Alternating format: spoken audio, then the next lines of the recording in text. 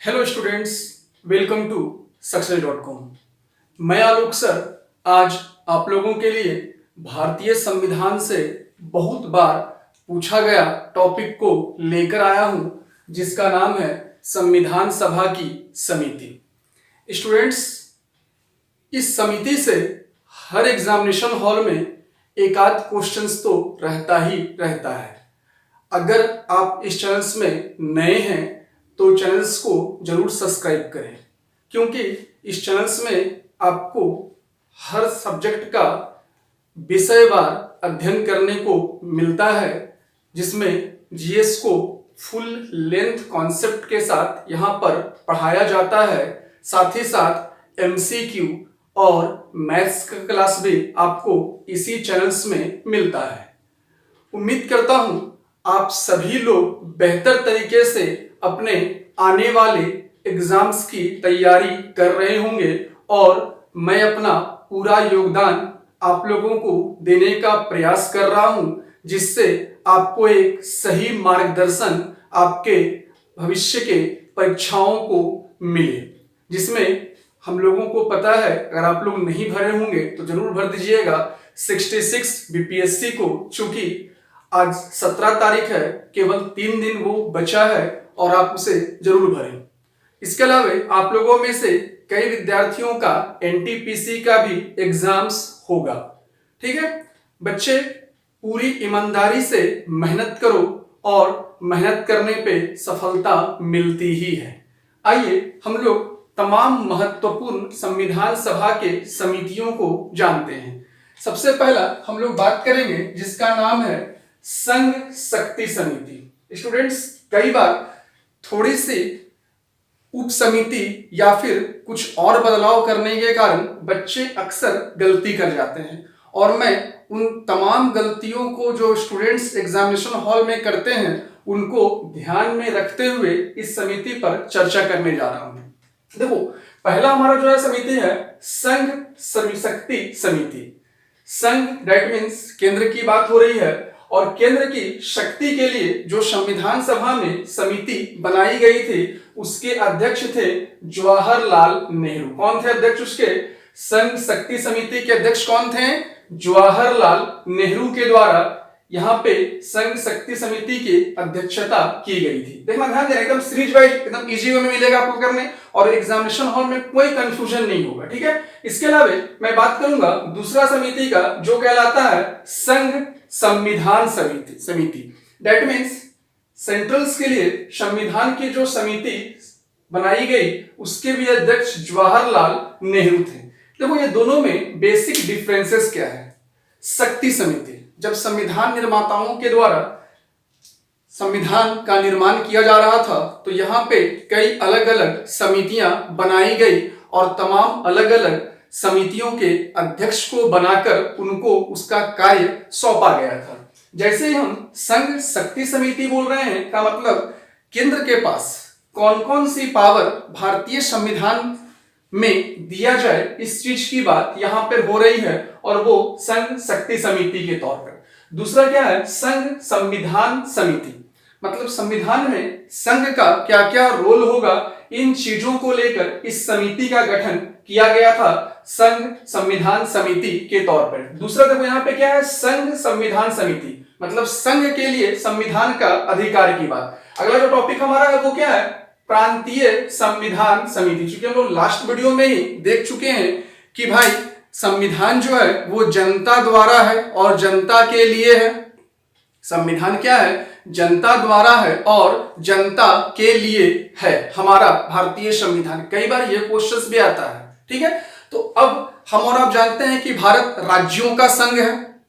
क्योंकि भारत बोलकर अगर हम बोले भारत, तो भारत कब पता चल रहा है हमको? जब हम तमाम राज्यों को इंक्लूड करते हैं तब हम ये बताते हैं कि ये हमारा भारत है। तो राज्यों का संघ हमारा भारत है, जो भारतीय संविधान के अनुच्छेद 1 में भी वर्णित है। तो यहाँ पे संघ संविधान समिति की बात की गई, मतलब कि सेंट्रल लेवल पर संविधान समिति जो रहे जिसके अध्यक्ष जवाहरलाल नेहरू हुए, और अगला जो है वो प्रांतीय संविधान समिति। प्रांतीय संविधान समिति, मतलब प्रांत के लिए कौन कौन सी चीजें संविधान में डाला जाए, जिसके अध्यक्ष के तौर पर सरदार पटेल थे। ध्यान रखिएगा स्टूडेंट्स, सरदार पटेल से एक और क्वेश्चन आता है, भारतीय एकीकरण के जनक कौन है। ठीक है, भारतीय एकीकरण के जनक कौन है, ये क्वेश्चंस अक्सर आता रहता है।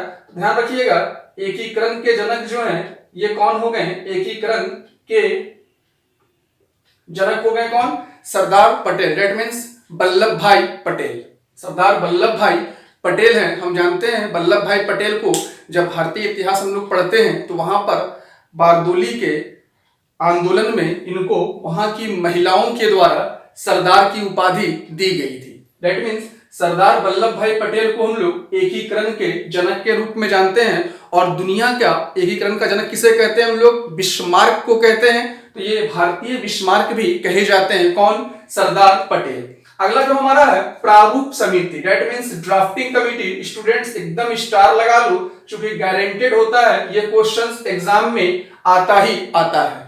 प्रारूप समिति दैट मीन्स ड्राफ्टिंग कमिटी के अध्यक्ष कौन थे। ड्राफ्टिंग कमिटी के जो अध्यक्ष रहे हैं वो Baba Ambedkar, that means Bhimrao Ambedkar. Doctor Bhimrao Ambedkar जो हैं वो प्रारूप समिति के अध्यक्ष के तौर पे थे। मैं प्रारूप समिति को पूरी तरीके से डिफाइन करूंगा, क्योंकि इसमें प्रारूप समिति में 7 सदस्य थे और इस समिति का जो गठन पहली बार किया गया था, यह समिति गठित की गई थी पहली बार 29 अगस्त 1949 को। प्रारूप समिति कब गठित की गई थी, 29 अगस्त 1949 को जो है वो प्रारूप समिति गठित की गई थी। और इसकी पहली बैठक जो है वो 30 अगस्त 1947 को हुआ था। कई बार यहां से क्वेश्चंस आता रहता है। 30 अगस्त 1947 को पहली बैठक शुरुआत दौर में कर दी गई थी। पहली बैठक हुई थी 30 अगस्त 1947 को, ठीक है। लेकिन इसकी जो है गठन जो है वो किया गया था 29 अगस्त 1949 को। इसके गठन के बाद इसकी कुल बैठक, ध्यान देना, इसमें कुल 114 दिनों तक प्रारूप समिति में टोटल 114 दिनों तक बैठक हुई थी और इनके द्वारा ही तमाम संविधान की ड्राफ्टिंग की बात की गई थी। यहां से एक और क्वेश्चन आता है कि प्रारूप समिति में कितने सदस्य थे। ध्यान रखिएगा, प्रारूप समिति में 7 सदस्य थे। ये भी क्वेश्चन आपके एग्जामिनेशन हॉल में आता रहता है कि प्रारूप समिति में कितने सदस्य थे। तो प्रारूप समिति में कितने सदस्य हो गए, 7 सदस्य हो गए। प्रारूप समिति की बैठक कितने दिन चली, प्रारूप समिति की बैठक कितने दिन चली, तो 114 दिन चला। प्रारूप समिति का गठन कब हुआ था, तो 30 अगस्त 1947 को इसकी पहली बैठक हुई थी। इस पे डिमांड स्टार्ट हुआ था, क्या करना है, कैसे करना है, और 29 अगस्त 1949 को प्रारूप समिति को गठित कर दिया गया था। ठीक है, यह प्रारूप समिति पूरी तरीके से इसी प्रारूप समिति के द्वारा संविधान का ड्राफ्ट को रेडी किया गया था। और इस ड्राफ्ट में जो पहला प्रस्ताव इसमें दिया गया था उसमें 243 अनुच्छेद की बातें की गई थी और 13 अनुसूचियों की बातें थी। लेकिन बाद में इसमें 3 अनुच्छेद और जोड़े गए और धीरे धीरे जब हमारा संविधान तैयार हुआ तो उस समय इसमें 395 अनुच्छेद था। लेकिन वर्तमान में अगर पूछा जाता है तो 444 अनुच्छेद है। ध्यान देना, यहाँ पे अगर आपसे पूछता है मूल संविधान में आर्टिकल्स की संख्या कितनी थी तो 395, वर्तमान में कितना है तो 444। ठीक है, इसके बाद मैं बात करूंगा झंडा संचालन समिति। स्टूडेंट्स यहां बहुत बच्चे कंफ्यूज करते हैं, बहुत बच्चे कंफ्यूज करते हैं। देखो ध्यान देना, झंडा संचालन समिति अगर आपसे पूछता है, अगर आपसे यह पूछता है कि झंडा संचालन समिति के अध्यक्ष कौन थे तो राजेंद्र प्रसाद। ध्यान रखना, बहुत बार यहां माइनर गलती बच्चे करके चले आते हैं, जो कंफ्यूज रहते हैं। कभी देखते हैं झंडा समिति में जेबी कृपलानी, कभी देखते हैं झंडा समिति में राजेंद्र प्रसाद। कई बार हम और आप देखते होंगे ये चीज कंफ्यूजन सबके साथ हो जाता है। इसलिए मैंने पहले ही कोशिश किया कि भाई, मैंने शुरू में आपसे कहा था कि आज मैं तमाम बारीकियों पर चर्चा करूंगा जिससे आपका संविधान सभा की जो समितियां हैं उससे आपको किसी भी प्रकार का कंफ्यूजन नहीं हो और आप कंफ्यूजन का सामना नहीं करें और एग्जामिनेशन हॉल में इजी वे में आप अपने एग्जाम्स में संविधान सभा के समितियों से पूछे गए क्वेश्चंस को कर पाए। देखो ध्यान देना, यहां क्या बोल रहा है, झंडा संचालन समिति। मतलब झंडा संचालन समिति मतलब क्या हुआ, कंट्रोलिंग की बातें जो हो रही है उसके अध्यक्ष हैं कौन? राजेंद्र प्रसाद। अगर आपसे यह पूछता है कि झंडा संचालन समिति के अध्यक्ष कौन है, तो राजेंद्र प्रसाद। अगर आपसे केवल यह पूछता है कि झंडा समिति के अध्यक्ष कौन है, दोनों अलग अलग मुद्दा है। झंडा समिति डेट मींस क्या? हमारे झंडे के लिए डायरेक्ट जो समिति बनाई गई उसके अध्यक्ष जो हो गए वो जेबी कृपलानी है। झंडा समिति में फिर से रिपीट कर रहा हूं, अगर आपसे यह पूछता है कि झंडा समिति के अध्यक्ष कौन है, कौन थे, तो जेबी कृपलानी थे। केवल झंडा समिति, केवल झंडा समिति बोलेगा तो झंडा समिति के अध्यक्ष कौन है, तो जेबी कृपलानी। अगर आपसे यह बोलता है झंडा संचालन समिति के अध्यक्ष कौन है, दोनों एक जैसा लग रहा है देखने में, लेकिन अंतर है। यहां पे क्या है? झंडा संचालन समिति, तो झंडा संचालन समिति के जो अध्यक्ष हैं वो राजेंद्र प्रसाद हैं और झंडा समिति के अध्यक्ष जो हैं वो जेबी कृपलानी हैं। अब मैं बात करूंगा मौलिक अधिकार समिति। देखो यहां भी थोड़ा कंफ्यूजन आपके साथ रहेगा, क्योंकि मौलिक अधिकार समिति और मौलिक अधिकार उप समिति, मौलिक अधिकार समिति और मौलिक अधिकार उप समिति, लेकिन कंफ्यूजन की कोई बात नहीं है, क्योंकि मैंने पहले ही कहा कि आज मैं तमाम उन समितियों को बताऊंगा जिसमें थोड़ी थोड़ी पॉइंट आउट की वजह से स्टूडेंट्स कंफ्यूज करते हैं, और मैं हमेशा प्रयास करता हूं कि आपके लिए एक बेहतर मार्गदर्शन दूं। और आप अगर मतलब यहाँ पे चैनल में नए हैं तो सब्सक्राइब जरूर करें, ठीक है। मौलिक अधिकार समिति के अध्यक्ष हैं सरदार पटेल। सरदार पटेल को मौलिक अधिकार की दायित्व दी गई थी, इसलिए मौलिक अधिकार समिति के जो अध्यक्ष हैं वो सरदार पटेल है। अगर यह पूछा जाए कि मौलिक अधिकार उप समिति, मौलिक अधिकार उप समिति की बातें होंगी तो वहां पे हो जाएंगे हमारे जेबी कृपलानी। हमने क्या देखा था? जेबी कृपलानी को कि ये झंडा समिति के अध्यक्ष थे, और अब क्या हम देख रहे हैं कि जेबी कृपलानी जो है वो मौलिक अधिकार उप समिति के भी अध्यक्ष हैं।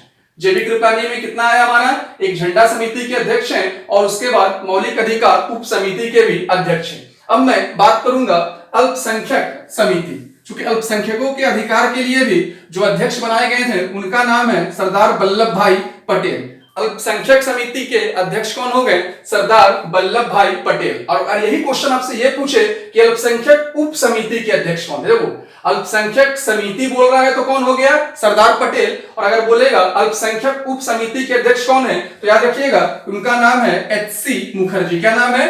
एच.सी. मुखर्जी जो है वो अल्पसंख्यक उप समिति के अध्यक्ष हैं। इसके बाद हम लोग बात करते हैं नेक्स्ट टॉपिक पे, जिसमें है वित्त एवं कर्मचारी समिति। फाइनेंस के लिए जो बातें हो रही है, वित्त एवं कर्मचारी समिति के अध्यक्ष कौन थे? वित्त एवं कर्मचारी समिति के अध्यक्ष कौन थे? याद रखिएगा स्टूडेंट्स, इसके अध्यक्ष जो हैं वो राजेंद्र प्रसाद है। वित्त एवं कर्मचारी समिति के अध्यक्ष कौन हो गए?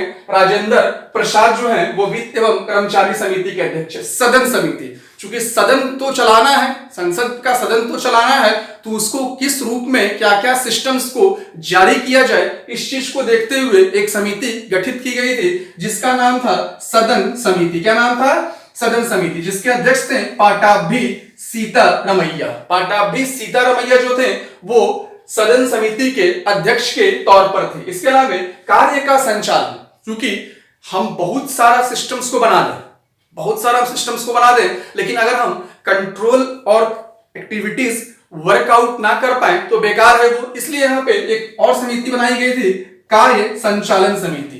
कार्य का संचालन समिति जिसके अध्यक्ष थे के.एम. मुंशी। कार्य संचालन समिति के अध्यक्ष कौन थे? के.एम. मुंशी जो थे वो कार्य संचालन समिति के अध्यक्ष के तौर पर थे। ये महत्वपूर्ण समितियां, मैं यहाँ पर कुछ और बातें आपसे कर दूं कि देखना, जब संविधान सभा जब बना था तो संविधान सभा में समितियों को दो हिस्सों में बांटा गया था। संविधान सभा की समितियों को दो हिस्सों में बांटा गया था, जिसमें बड़ी समितियां और छोटी समितियां थी। बड़ी समितियां के तौर पर मुख्य तौर पर 8 समितियां जो थी वो बड़ी समिति के तौर पर थे, और 10 जो समिति थी वो छोटी समिति के तौर पर थी।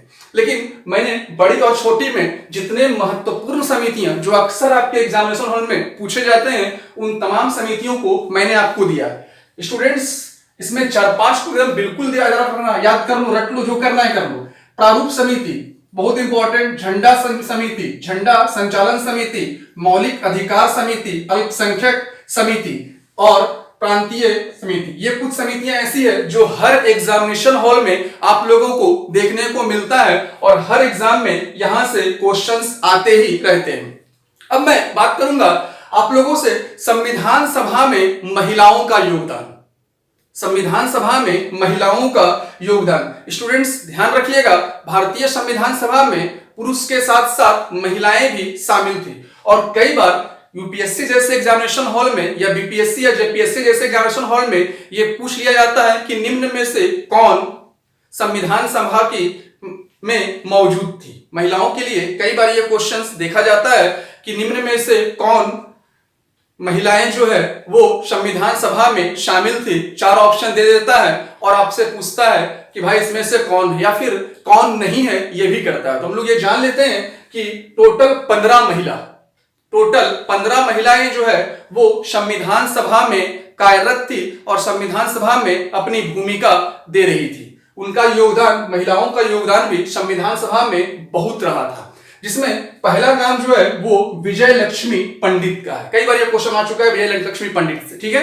पहला जो हमारा हो गया वो विजय लक्ष्मी पंडित हैं जो संविधान सभा में अपना योगदान दिए थे।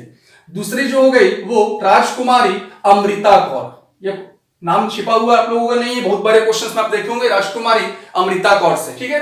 राजकुमारी अमृता कौर है। तीसरी जो है सरोजिनी नायडू है। सरोजिनी नायडू को हम लोग एक और नाम से जानते हैं। सरोजिनी नायडू जो हमारे हैं वो किसी राज्य के प्रथम मुख्यमंत्री के तौर पर भी रहे थे, महिला मुख्यमंत्री रही थी, कमेंट बॉक्स में बताओ। चौथा जो है वो सुचिता कृपलानी, ठीक है। पांचवा जो है वो पूर्णिमा बनर्जी। 5वें नंबर पे जो है वो पूर्णिमा बनर्जी भी संविधान सभा में अपनी योगदान दी थी। इसके बाद लीला राय, छठा जो हो गई वो लीला राय हैं। 7वां जो है जी दुर्गाबाई। दुर्गाबाई नामक महिला भी जो है वो संविधान सभा की महिलाओं की सूची में है और संविधान सभा में इनका भी बहुत योगदान रहा था। फिर हंसा मेहता, 8वां जो हो गई वो हंसा मेहता हो गई। 9वां जो है वो कमला चौधरी। 10वां जो है वो रेणुका राय। 11वां मालती चौधरी।